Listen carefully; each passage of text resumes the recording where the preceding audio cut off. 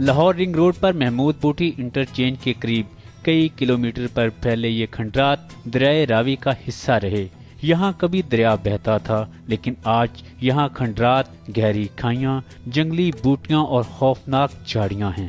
شہر کی بلند عمارتوں، انڈر پاسز اور پلوں کی تعمیر کے لیے یہاں سے اتنی مٹی اٹھائی گئی کہ دریا کا دامن کھنڈرات میں تبدیل ہو گیا، جہاں اب ہزاروں چیلوں، گدوں اور خطرناک جانوروں کا بسیرا ہے۔ لوگ رات کو آنے سے ڈرتے ہیں، جبکہ دن کو بھی بھوکی چیلیں اور گدھ شکار کی تلاش میں ہوتی ہیں۔ ਇੱਥੇ ਰਾਤ ਨੂੰ ਕੋਈ ਨਹੀਂ ਆਉਂਦਾ ਜਾਂਦਾ, ਸਾਇਆ ਸੋਇਆ ਦੀ ਵੀ ਸ਼ਿਕਾਇਤ ਹੈ, ਜੋ ਕੋਈ ਆਉਂਦਾ ਹੈ ਤੇ ਉਹ ਡਰ ਕੇ ਚਲਾ ਜਾਂਦਾ ہے۔ کافی عرصے سے یہاں سے ریت اور مٹی اٹھا اٹھا کے ہمارے پہلو میں لاہور کو تو پیرس بنا دیا، لیکن ہمارا یہ علاقہ کھنڈر بن گیا۔ بعض اوقات اس علاقے میں چرواہے مویشی چراتے اور پرندے پکڑتے نظر آتے ہیں۔ ایسے لگتا ہے جیسے یہ کوئی پہاڑی سلسلہ ہے۔